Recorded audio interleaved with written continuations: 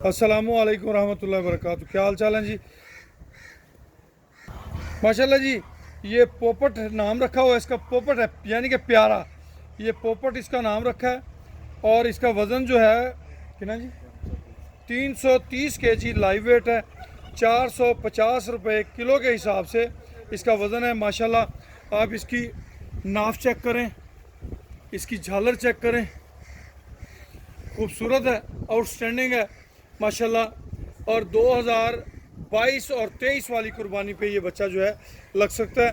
यहाँ पे एक वजाहत करता चलूँ कि इन बछड़ों का वज़न जो है वो हम खुरली पे जब बंधे होते हैं, खा पी रहे होते हैं, उसी कंडीशन में हम इनका वज़न करते हैं जी।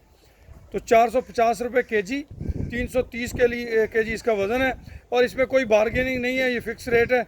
जो भी दोस्त इसमें ख्वाहिशमंद हो वो हमसे हमारे नंबर पर रब्ता कर सकता है। 0312920067, ये हमारा नंबर है। बारगेनिंग के बगैर हैं।